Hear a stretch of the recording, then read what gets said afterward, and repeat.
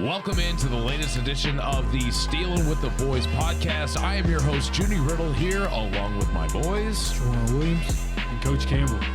Fellas, I don't know what it is about this Steelers team nowadays, but back-to-back wins on the road against the Raiders in back-to-back seasons, I should say, not back-to-back wins. But either way, Steelers get it done 32-13. Shout out to Trey for staying strong with the squad, trying to predict the 30-point win. Got 30. Finally. Can't say I'm predicting it again, but. So, I think Pony tweeted it out and said, I don't think one time under Matt Canada they got 30 points. And someone corrected him and said, no, they did get 30 points one time, but it was in that loss to the Cincinnati Bengals. So, all in all, say what you want about the Arthur Smith offense. It's definitely been better than the Matt Canada offense. Still needs some fixing here and there, but I don't know, guys. It was a pretty fun game to watch. It was a nice win. I felt like we could kind of sit back and relax for a lot of the second half. So what do y'all kind of want to get started with? I think we definitely got to get started with Najee Harris in the game that he had. Najee Harris came out from the first run 15 yards and just dominated the rest of the way. I think that was his best game that he played since becoming a Steeler. That might have been one of his that's Since a top college, I would say right? top 5 game that he had as a Steeler. I would say the only game that comes to mind that might be better than that one was that last Big Ben home game Against the Browns. Against the Browns. Where he had like really good 130 yards. He also had a really good game against the Ravens that one year with Kenny. With Kenny on the road in Baltimore, he had a really good game. So I would say maybe top 3. I would put it top 3. It was definitely a top 3 game for him. Yeah, top 3 I would say. And just that touchdown score in general, should have never happened. It should have never happened. I mean, the way that was blocked. Spillane was right. I mean, Robert Spillane we know what kind of tackler Robert Spillane is. Say what you want as a player or in pass coverage. He was right there, like 2 yards beyond the line of scrimmage. Like that should have went nowhere.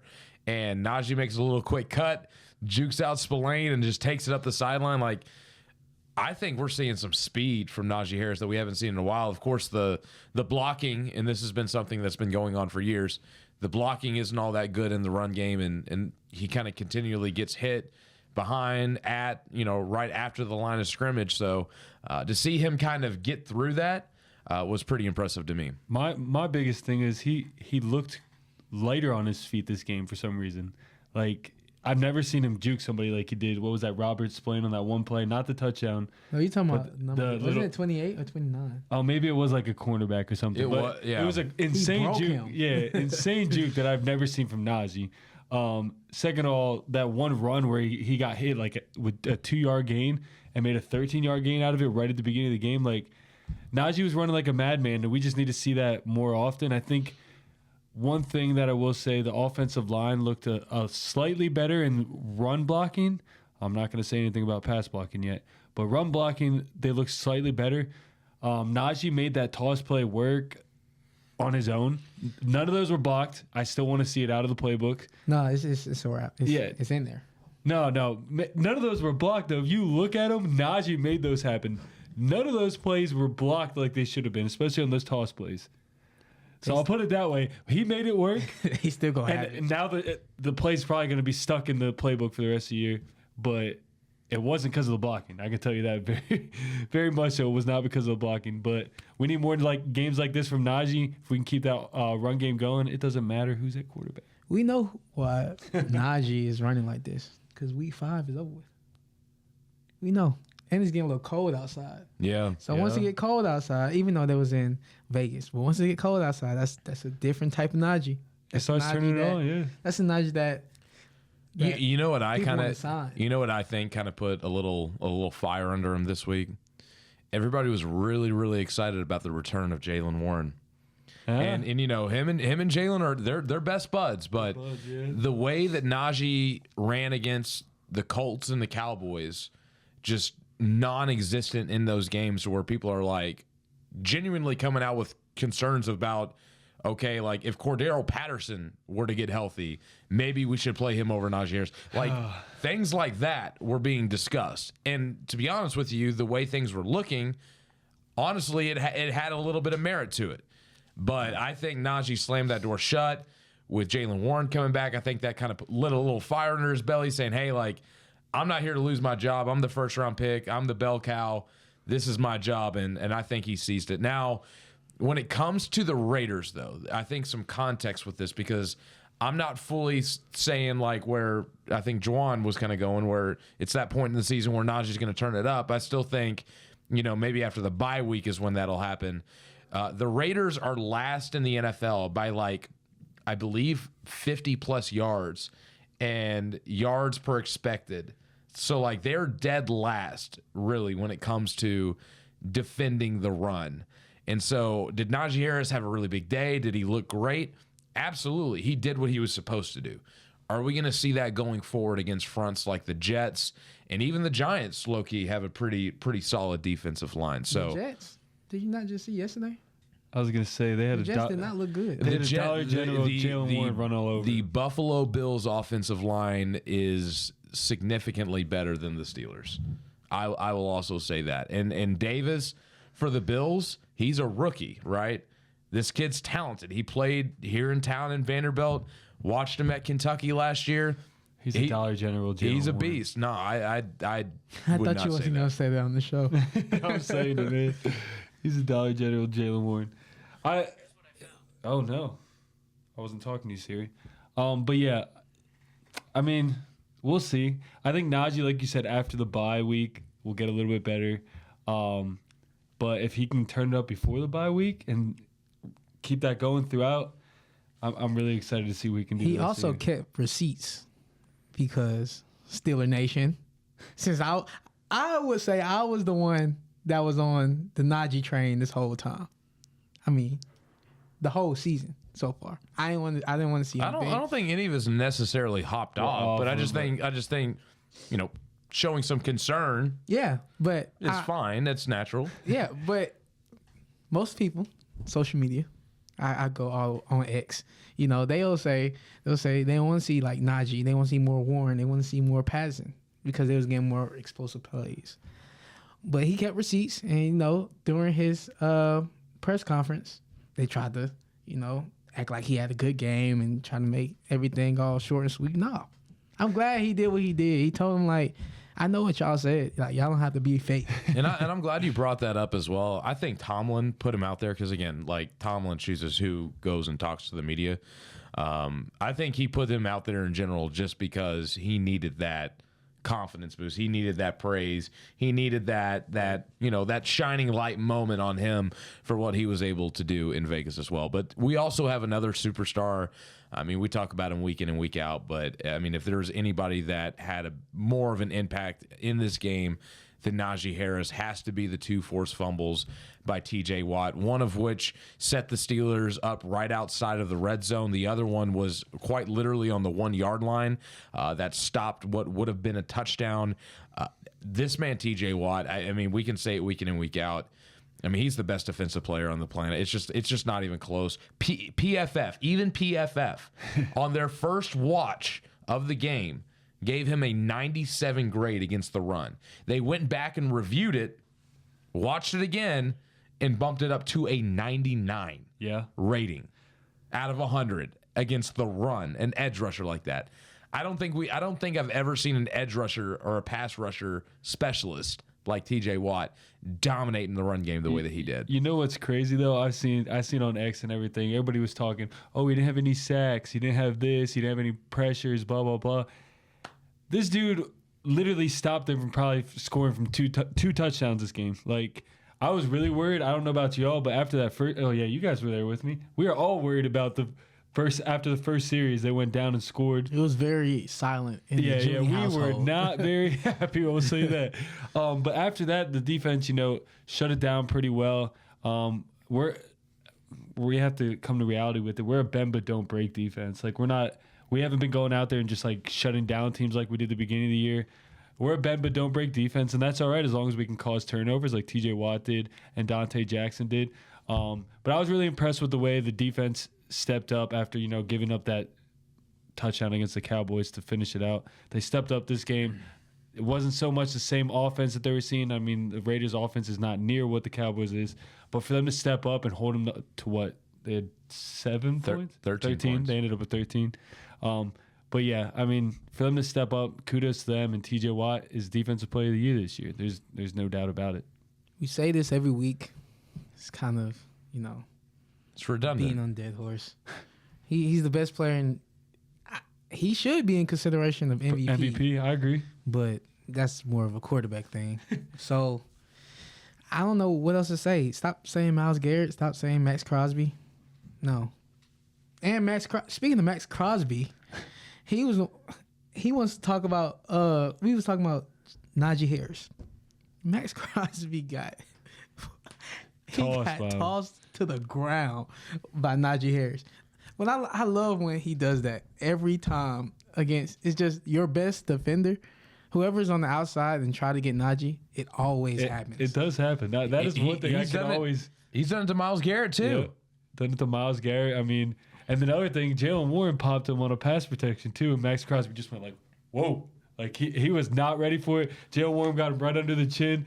Max Crosby was stonewalled, and I pointed out during the game that Dan Moore, like Max Crosby was switching sides. They were trying to get an advantage with switching Max Crosby to different sides, giving different looks. And I pointed this out the one time. Dan Moore literally stonewalled him at the line, and Max Crosby just kind of stopped. Like, I don't know if it was just natural or Dan Moore just caught him with one, but he kind of just stopped. So kudos to Dan Moore too. You don't see TJ Watt just stop in the middle of a play. I think this is indicative of some comments that were made, and I made this known on the podcast last week. Raiders head coach Antonio Pierce kind of challenged the Steelers' physicality. And again, if you watch the Colts game and you watch the Cowboys games at times, yeah, maybe you could get that. But you want to call it out and give some bulletin board material? Well, brother, y'all just got stuffed. They came in. The Steelers were easily the more physical team. And I think a guy, I mean, when I think of Max Crosby, I think of the most ruthless, aggressive player in the league. Like, I think TJ Watt's the best defensive player, but when you're talking about full effort, full go, absolutely just will tear your head off, I think of Max Crosby.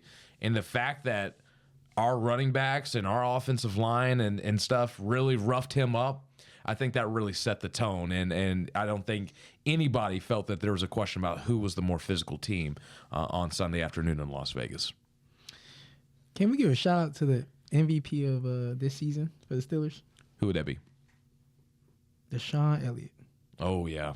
Man balled again, dude. It's week in and week out. He's just all around the ball. Like, that has to be our biggest pickup. Him and Dante Jackson. Dante Jackson every time. Another pick, Both man. Like those are two pickups. And we've been down on this guy too. I want to bring up Patrick Queen had his best game as a Steeler this game. All around the ball. Agree. Yeah. Had 10 plus tackles. Was flying around that screenplay they had. Could have went for a lot of yards. He was the only one there. He had his best game too, man. I think defensively, like I said, this game was really good to see. Us just bounce back from the last two games not playing so well defensively. I mean, Tomlin said that he likes how Queen is getting more comfortable in the defense, and each week he's progressing. So this is a big week. So I'm expecting big things out of him. No, absolutely. There is one player on defense that I want to mention that there might be some concern about. I feel like I'm just not noticing a lot of Minkah Fitzpatrick in the game. The last turnover that he's created, you brought up that Baltimore game that Najee Harris had a big game. He was the one that had the game-sealing interception on Tyler Huntley in that game. Are we concerned that maybe Minkah is starting to take a step back and that maybe we were a little bit spoiled with the amount of splash that he gave us between the 2019 and the 2022 season, and maybe we should not be expecting that from him anymore, because it's been a long time since we've seen a really big play by him. I will say this. He's finally getting back to being more in the secondary and not so much in the box. He's still making a lot of tackles. He's flying up, making a lot of plays. I think part of it is that people are just avoiding him. like avoiding throwing his way. And I think that another, like you see Deshaun Elliott making all these tackles in the secondary, things like that. I think people are just throwing more to his side because they know Minka's on the other side. So that could be Deshaun Elliott's play could be a benefit of playing with Minka. And it's also showing you or not allowing Minka to make as many plays that we're used to seeing when we didn't have a great secondary and people were just throwing all over us. So I think part of it is the way he's being avoided, and part of it's the way they're attacking just different areas of the field that he's not in. I do notice that they're not targeting him a lot. I just feel like when they are targeting him, I'm not seeing, and it's not even just like interceptions or forced fumbles or, stuff like that we've seen him do in the past. It's also just like, big time pass breakups, like a lockdown on a one-on-one. I know that he's not getting targeted a ton, but I'm also seeing plays being made when he is. And for me, I don't know. I just feel like instinctually he's a guy that's always putting himself in the right place. Everybody always talks about, Minka and his preparation and how he works and how he really kind of sniffs those things out. We talk about TJ Watt, even when they're chipping him and, they're double teaming him and they got a tight end or a fullback or a running back assisting on blocks. Like, he still finds a way to make an impact. I kind of hold Minka really close to that standard, and I'm starting to think, okay, maybe he is taking a bit of a step back to where he's not that splash superstar safety anymore. He can still be a good safety, but I feel like you have to make those splash plays in order to be considered like a superstar safety. And my concern is maybe he's just not that anymore. Maybe he's just a good, solid safety. I just think we have too many good defenders that he doesn't have to do all the splash plays, because usually, like how Trey said, the defense wasn't all that. I mean, we got him back, but we had Terrell Edmonds pair up with him. So now that he has Deshaun Elliott, he doesn't have to do that much. And also, like Trey said, they're not throwing to his side. They're throwing more to Elliott's side. I think he's doing his job, and he doesn't have to worry about, like, their scheme has been good. They haven't been giving up crazy amounts of yards and things like that. I think he's just doing his part, and before he would have to kind of account for two people, and that's where he would make his plays, because he was accounting for two people and, in one position to start when the ball snapped, in a different position during the play. Like, I don't think he's having to move as much as he used to in our old defense. No, I definitely get what you all are saying about the whole Minka Fitzpatrick, and you're right. I mean, this might be one of our better secondaries that we've had in a long time, and maybe it's just the fact that other guys are able to make plays and they're trying to avoid the impact of Minka. I hope that is correct, but again, I'm just so accustomed to seeing him make splash. He's done it just about every single year that he's been with us. So with all that being said, it's to be determined. We'll kind of wait and see how the season unfolds, and hopefully Minka gets a few picks here and there just so he can get that recognition for as good of a safety that he has been. But let's get into the main topic of the day. I mean, we all know, Steeler Nation knows, it's Tomlin Tuesday. That wrapped up earlier today. And he made an interesting quote saying Russell Wilson is fully healthy. Russell Wilson shook off a lot of the rust last week in practice, and that he will be getting first-team reps along with Justin Fields. And essentially, it will be an open competition for QB1 going in Sunday Night Football at home against the New York Jets. Jawuan talked to me pre-show, and he has elected to go last, because if you listen to last week's episode, these two are on different side of the spectrum when it comes to this argument. So Trey, you have the floor. You have the opening argument. You want me to go first? Yes. All right. Who do you think should start and why? I took some notes. We know who he thinks he wants to start. Hey, this is part two. Okay. I will explain myself, and then I will give you exactly where I'm at first. Okay, so he said Russ is in consideration to start this week. Yes. So, like you said, it's kind of like an open competition. We'll see how the week goes. So I was just, all day at work. It wasn't a very busy day at work. But I was thinking about this. Watched Tomlin Tuesday. As soon as he started talking about it, I was like, well, first off, we got a tweet before Tomlin even said anything about the QB competition that said that he is benching Justin Fields. I'm like, I was watching Tomlin Tuesday. I'm like, he definitely did not say that. So media, be better. So just to kind of correct you on this, Tom Pelissero tweeted that out before Tomlin came out and said what he said. So Tom Pelissero is going off of his sources that he has within the organization, and there's some rumblings that he's getting that Russ is going to kind of get the nod at QB. Yeah, but he didn't quite say that. But we'll go here. I'm 70-30 with this. I was talking to some people. I'm like, 70%. I want to see what Russ has to see if he's able to help this pass game in any sense. I know our offensive line's not blocking well, but Russ in the quick game, I saw a stat that he has a lot of like quick completions within 5 yards that gives his receivers a chance to make a play. And he's very accurate on those. I'd like to see if his accuracy and his quick game, his quick decisions, quick decisiveness is able to, give this offense just a little bit more. We know that run game is going to be there. We know we're going to try to pound the rock with Najee, with Jalen. We've seen that. I just want to see if like the quick game and the quick passing, the accuracy, quick decisions are able to, take this passing offense that's ranked 28th in the league to just another level, to add to our offense. Like the way I look at it is our offense right now. Justin has been taking care of the ball. Has 10 touchdowns, 1 interception. He is second in fumbles in the entire league.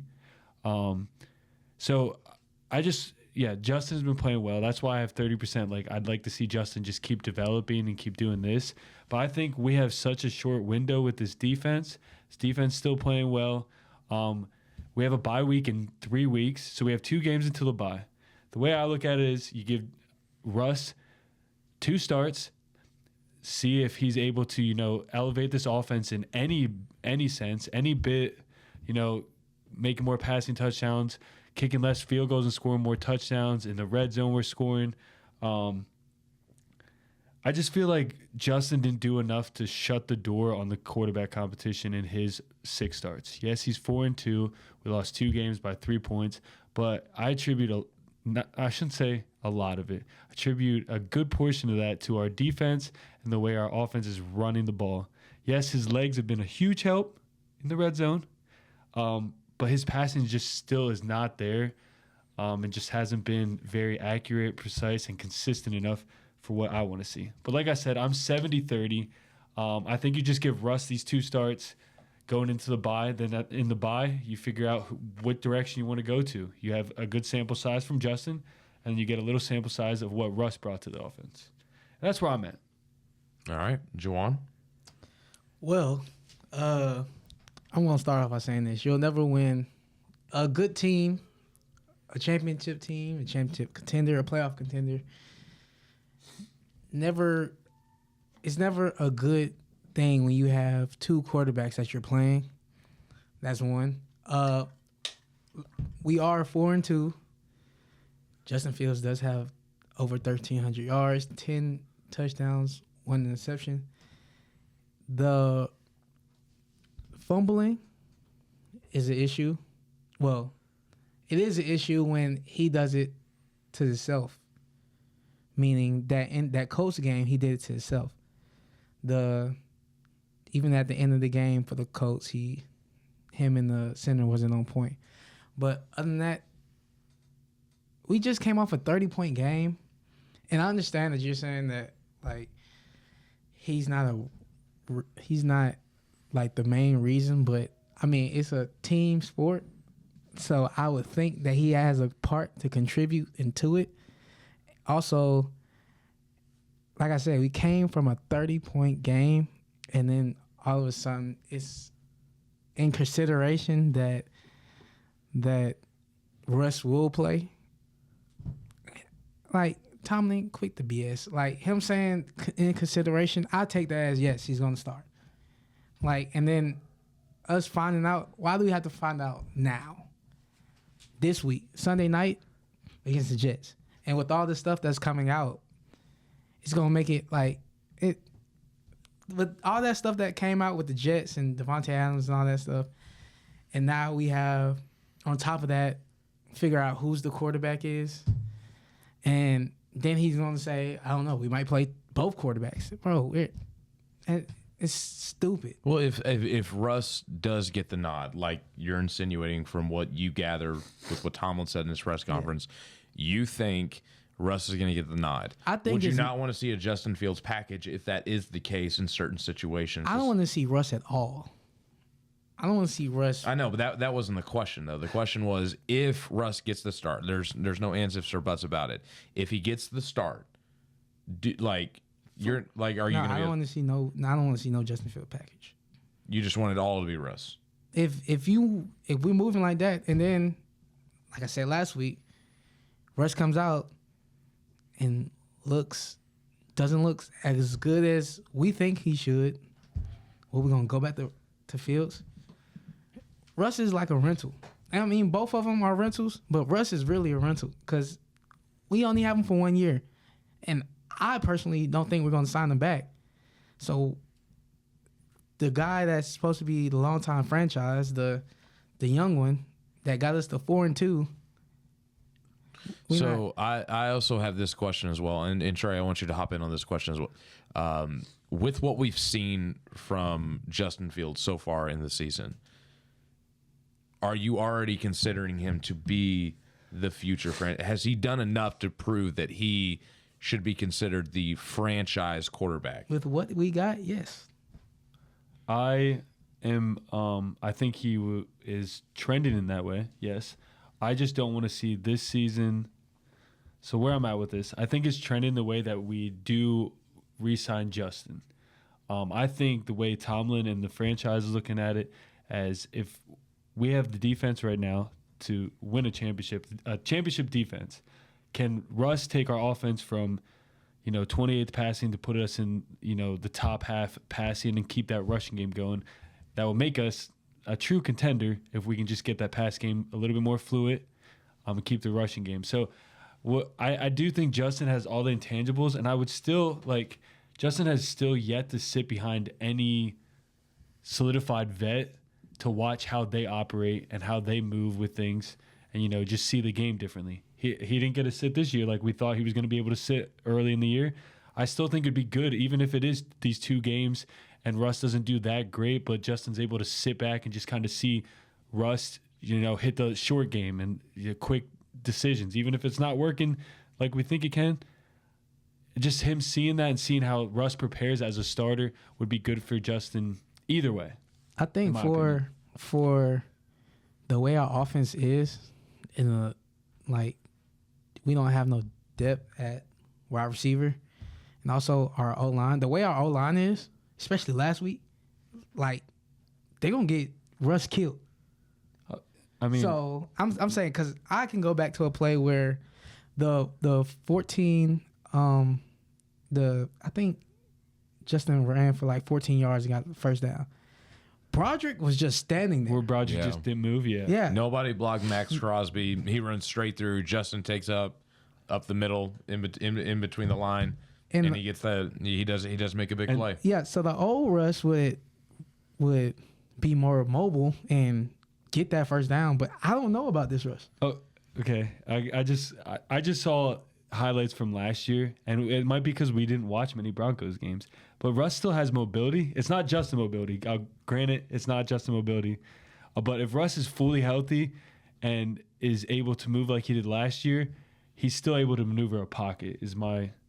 That's kind of where I'm at with it. Yes, he's definitely not Justin. Nowhere near it. And Tomlin even admitted that in Tomlin Tuesday. He's like, Justin an X factor with his legs, but Russ is a savvy vet that is still mobile enough to maneuver the pocket and still be able to see receivers downfield.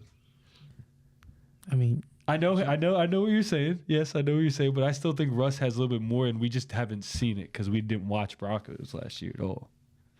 I just think that you don't mess up something like this because it's gonna mess up the whole chemistry with the offense, the offensive line, the players. George Pickens. I mean, I understand that he's saying that he doesn't care about who throws him the ball, but still, that's the chemistry that you made with Justin and the chemistry that you're trying to make with Russ, even though like we don't know what they did in practice, though. But Training camp. practice and game are two different things. I understand that.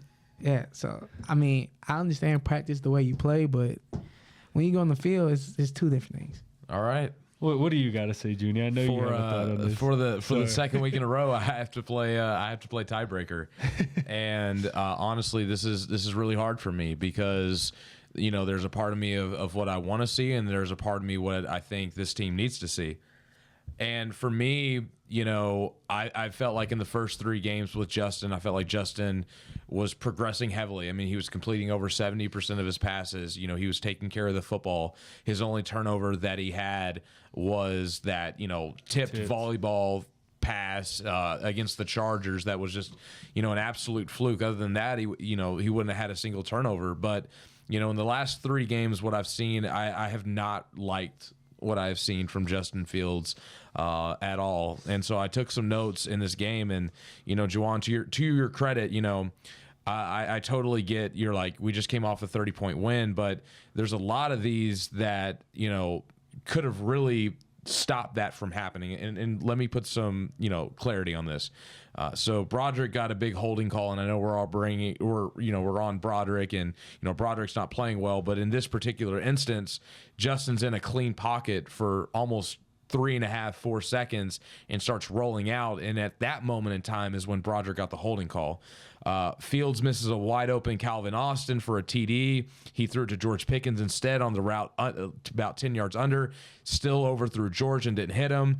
After that, he missed Pat and George on the 2 next consecutive plays. It was just 3 really bad balls in a row that he missed. The next drive, he misses Calvin Austin. It was when Calvin Austin was streaking down the sideline, had about a yard, maybe 2 yards of separation, and Justin didn't put any air on the ball whatsoever. And if he would have, it probably would have been a touchdown. Fields threw that pick right after TJ Watt forces that first fumble. He threw that pick, and I'm going to be frank with you. Like, if the Steelers got called on that roughing the passer, I would have been heated, and I would have come on this podcast and I would have said, it's a terrible call. And to be honest with you, it was, and it should have been Raiders ball. So we all agreed on that too. I think in game time, and that would have negated one of our touchdowns. Let's see here. After the punt block, Fields throws the backwards pass to Warren. Trey and I were watching the film on that before. He threw it like behind him and over his head to where Warren was having to like reach like this to catch the ball. There were 5 Raiders players. I don't know how Jaylen Warren got on that ball, but he did. And so when you add this up with the missed snap against the Colts, the bad sack and fumble against the Colts as well, almost threw a pick against the Cowboys that just the DB just completely dropped. The starting of the games against the Colts and the Falcons where he fumbles the snap. And like Trey said, what do you say? He's second? I actually, before this podcast, before you said, I thought he was actually first in the NFL. I know fumbles. He's top 3. Yeah. But either way, we're starting to we're like where we were 3 weeks in when we started 3-0, and we thought he was taking those steps. It's been a continual step back for me with Justin. And to Trey's point, Justin's still the young player. Justin, if he's sat down, I don't think it's going to mentally affect him the way that if we were to take Russ out for Justin, how that would mentally affect Russ. So for the logic and where we are in the season, we're 4-2. Last year we were 4-2 with Kenny Pickett, y'all. And I know that Justin has put up, more touchdowns and has been much more productive. I get all of these things, but I really want to see this team do something this year. And I just honestly, I want to see what Russ has. I do. The other half of me knows that Justin has been working with the first team unit ever since training camp has kicked off. He's gotten us to this point. To Jawuan's credit, the one thing that's really holding me back from being 100% sold that Russ should get the go in this week is the offensive line. And in those instances with his legs, how Justin can create and make something out of nothing, that does concern me. But at the same time, Justin is top 5 longest quarterbacks to throw the ball. 3.2 seconds and not getting the ball out on average against the Raiders, it was getting frustrating. I went back and watched the game before the pod, and I'm seeing, missed checkdowns. He's holding on the ball. He's not trusting what he's seeing. And for me, when I'm hearing these Bears fans talk about what Justin Fields had a problem with and how they were so indecisive about what they wanted to do with Justin in his future, because he would have these spectacular moments and then he would have these really, really bad plays. I'm starting to feel that way about him now. And if Russ were to get these next 2 starts and we go into the bye and reevaluate where we are, I think that this team has shown that they can take the bye week, see what's been going on the first half of the season, and then adjust really well in the second half. And so I don't think that if Russ comes in these next 2 games and say he doesn't perform up to level, if they were to go back to Fields after the bye, that it would really hurt too much. So I would rather know what we have with Russ because of how Justin has been playing the last 3 weeks. And that's where I'm at with it. To just sum this all up, I just think playing 2 quarterbacks, it's not a winning mentality. I don't care how it looks and how it looks like we got 2 games against 2 New York teams, then going to the bye. With all due respect, I think Trey and I agree on this. We both want Justin Fields to work. We really do. I want him to be the answer. And to be honest with you, before I went back and watched the game, and we were kind of discussing in our group chat about what we were going to talk about on today's episode, I was still on Team Fields. And once I went back and watched it and really kind of broke down everything that I kind of listed off, in my heart of hearts, I knew that I felt like this team needed to see what they had in Russ. I'm not saying 100% that it's going to be better, but with Justin, in order for him to really reach his full potential and him to be a Lamar Jackson-esque kind of quarterback, he's got to get that quick, short game. He's got to be able to trust what he's seeing. And I feel like just too often he's not. And a guy like Russ is going to be able to get that ball out quick and feed some of these receivers and just be more consistent with it. Because, like I said, the last couple of weeks, Justin has just been way too inconsistent when it has become to throw the ball. One last point on it. I think just Russ getting the ball out quicker too could help our offensive line kind of settle down a little bit on passing downs and things like that. Like, teams know that Justin's going to hold on the ball and they can just come in and do crazy twists and stuff like that. But with Russ back there, getting the ball out quicker, D-lines aren't going to be able to pin their ears back like they normally do against Justin. So I'm all good with it now, though. We got it out. You got it. All right, so 4-2. Steelers are on Sunday Night Football once again, taking on the New York Jets at Acrisure Stadium. 8:20 kickoff Eastern Time, 7:20 Central. Fellas, how are y'all feeling about this game? I was working last night during the Bills and Jets game, so I didn't get to see exactly what went down, but I know you all were talking about what you were seeing in the game. Basically, I feel like y'all are thinking the Jets are a bit susceptible and that y'all are feeling a little bit confident in this game. Trey, I know you were pretty vocal about that. Yeah, I'm so the way I watched the game last night, and Jets definitely should have won. They should have beat the Bills. Okay, they missed 2 field goals, 2 doinks right off the uprights. What I am worried about with the acquisition of Devontae Adams, who balled against us when he had Jimmy G as his quarterback against the Raiders, had like 100-some yards against us. They don't have near the receiving core. The Raiders did not have near the receiving core that the Jets will have, this Sunday coming up. So I'm worried about their offense versus our defense, which is a good worry because our defense usually steps up against a good offense and plays pretty well. I don't have a worry with our offense against their defense so much. The one worry I would have for our offense versus their defense is our lack of receivers. Like every week, it's every week with me. But George Pickens going up against Sauce Gardner is a big matchup. That's probably my biggest matchup I have set. I just worry about it. I worry about that. I do not worry about us running against this team, though. Like I said, that Ray Davis, I called him a Dollar General, Jalen Warren. He's quick, fast, shifty.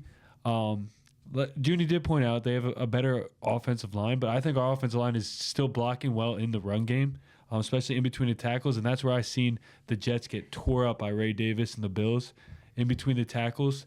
I think this is a Jalen Warren game. I will say that. Najee ran real good last week.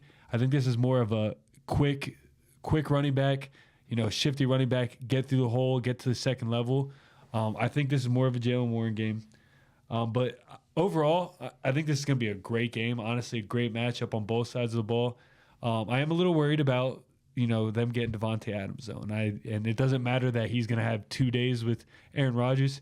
You know what Aaron Rodgers and Devontae Adams did in Green Bay. 8 years. Yeah. 8 years They together. don't need that. They don't need that 3 weeks of practice to get it going. And also, Aaron Rodgers looked really good last night against the Bills.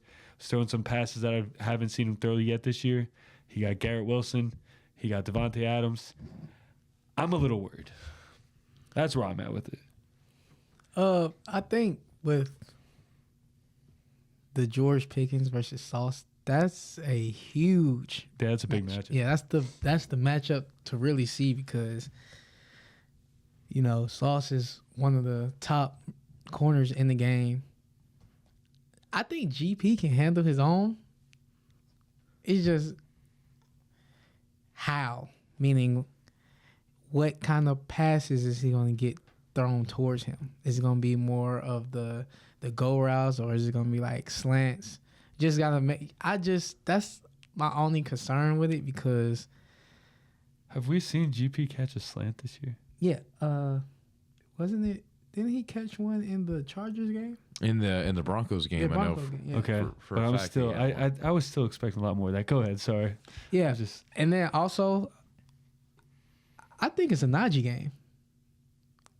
What I seen yesterday, and the things that Najee was doing on Sunday.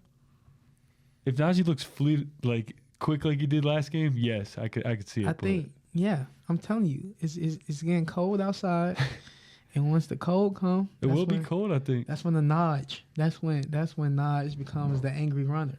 Let me look up the weather while you're talking. But other than that, I mean, another good matchup is Devontae Adams versus Jackson. I think Jackson's gonna be on Devontae Adams. That's good because I think this is an opportunity to see Jackson on an elite receiver because he was on CD, wasn't he? I would honestly I'd rather see it the other way, to be honest I'd with see. you. I like Joey Porter. I feel like Joey Porter on. Yeah, because Adams? Adams is a bigger receiver too. Like not only is he Dante shifty, on Garrett. Dante on Garrett, because they're both kind of speed and shifty. I feel like those would match up a little bit better. But either way, D-Jack he's going to be on a pretty solid receiver, no matter who he's going against. Now I am nervous about Breece Hall. That's who I'm most That nervous is about. who I'm nervous. We do get Alex Highsmith back. I think that will help with our run. That's defense. helping. He said hopeful. He never said he's going to be back. I am He said almost hopeful. positive he'll be back. I'm positive he'll be in back. consideration. Get out of here. Yeah, in consideration. Hey, I did see a stat though. We didn't get it announced this yet, but they're wearing their throwback unis. The Oh, block we're- numbers. I'm are we- so hyped. I think we're undefeated in them. That's what I was saying. I just saw a stat. Every time we wore them, we won. So that kind of helps my, hope that we can. Actually, I think every time we wore them, I think Pickens had a touchdown. against the Raiders, yes. That was his rookie year. Did that when they wore him? They wore him against Green Bay last year, and I don't remember if Pickens had a touchdown in that game against the Packers last year. You look that one up. Green Bay. But yeah, because that was like Green Bay. I think it was week 10. Week 10 last year is when they played. Jordan Love had those 2 picks. Solid game, but we got the dub. Either way, honestly, I'm not liking this matchup at all. I know Najee just had a big game. I'm kind of more with Trey. I think this is more of a Jaylen Warren game. I mean, I'm looking at this Jets defense, and I know that they haven't played as well as they have in the past 2 seasons. But when you're talking about Javon Kinlaw, Quinnen Williams, on the interior with us having McCormick there, also Zach Frazier is already been out, so it's going to be Ryan McCollum. I don't like that interior matchup. Also, Siamalu, he played better against the Raiders. He still had a bad holding call. Is he fully back and fully ready in the swing? So it's really the interior offensive line. Obviously, Broderick's having his issue. But it's like these, Kinlaw and Williams, those are some studs on the interior. And especially if we're going to go with Russ in this matchup, if that interior push against a guy that doesn't have the speeds that Fields does, that could be a cause for concern. And then just like Jawuan said here, Steelers have struggled against really talented backs. And I feel like the Jets are going to rely heavily on Breece Hall. I think Adams is going to be more of a distraction than he is with an impact of him just coming in this week. I mean, he just got there today. What about J.K. Dobbins? We shut him down. Yeah, but I don't see J.K. Dobbins as a superstar. I look at Breece Hall, and with what he's able to do, not only running in the interior, running outside the tackles, catching the ball out of the backfield. I agree. He's a speed guy. I wouldn't say he's a power back, but he's built strong. He's kind of like a poor man's Saquon. He's not as good as Saquon, but he kind of has the same skill set. I just think that they're going to rely heavily on him, and I feel like they're going to use him in very special ways and to kind of throw us off. And I don't know, y'all.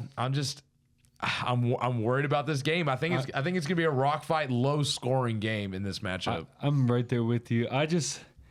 It being Sunday night in Pittsburgh, I am very hopeful that this is one of those games that we are like, oh, we're really worried about this game, and the Steelers just show up. Like one of those Tomlin games on the opposite side of the spectrum. Like, I think it's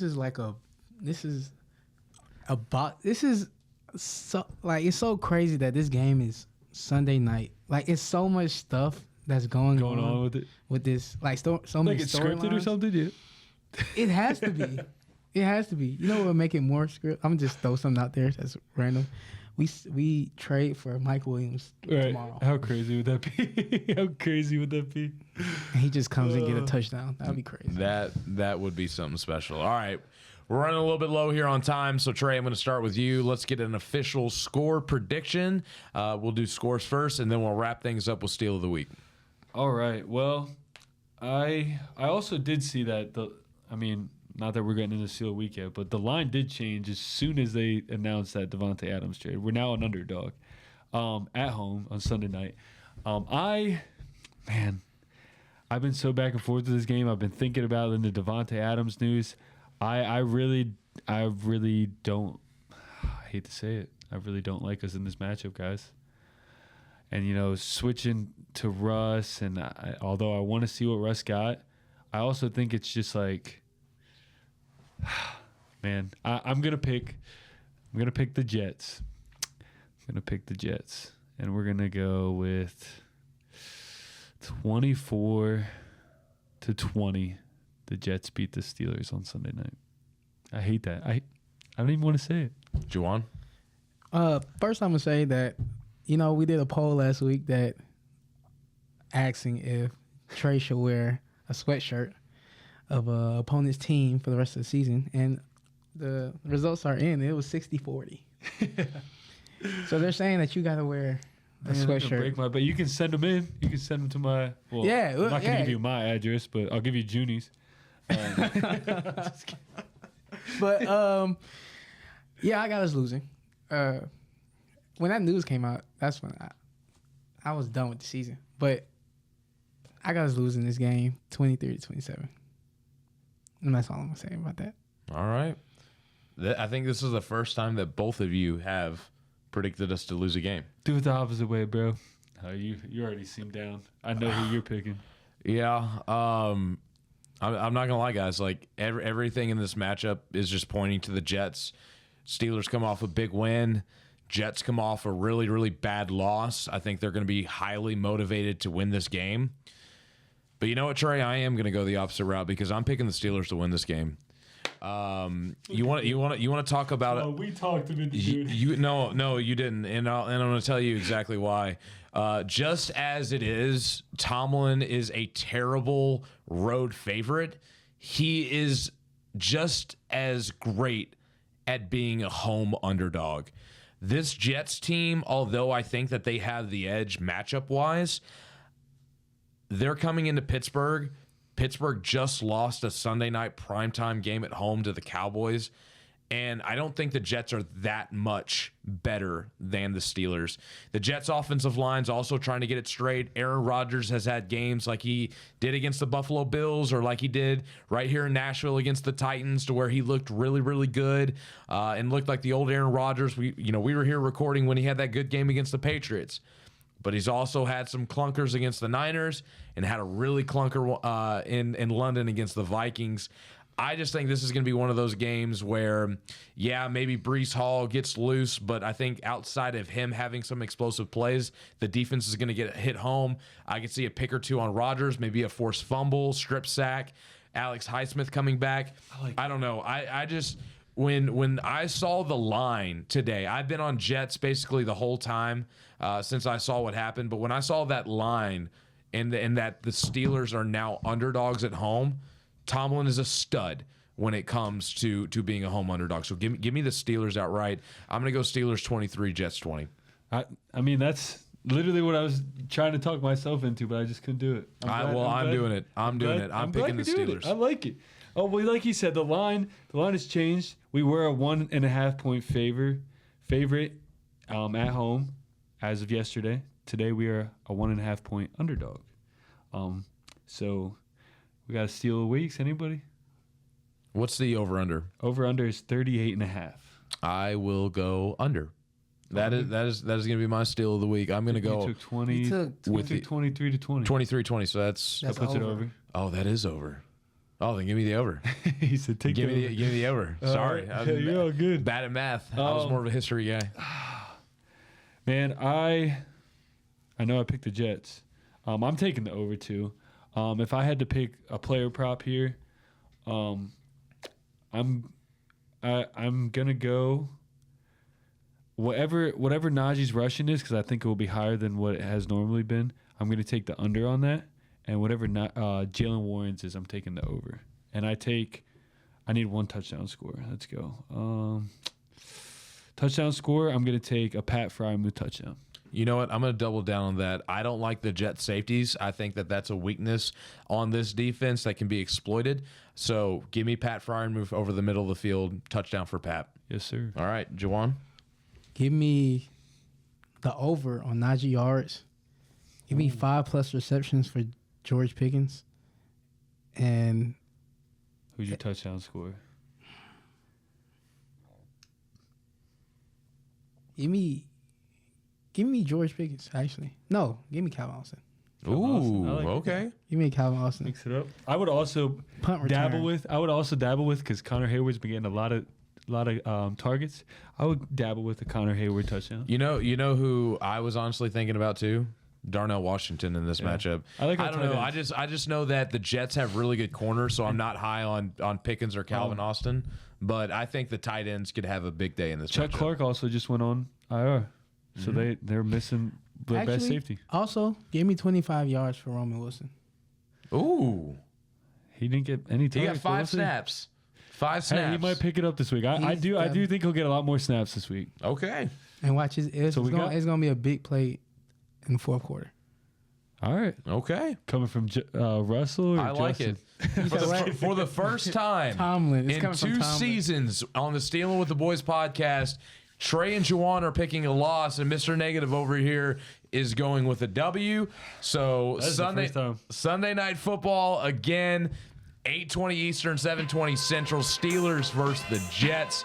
Gotta watch it. This is going to be a great primetime matchup. Also, after the Super Bowl 45, it's also very sweet to beat Aaron Rodgers. Yeah, so we need that. We will see. But for the Stealing with the Boys podcast, we are out. Let's go Fields. Oh, come on now. Here we go. Russy time.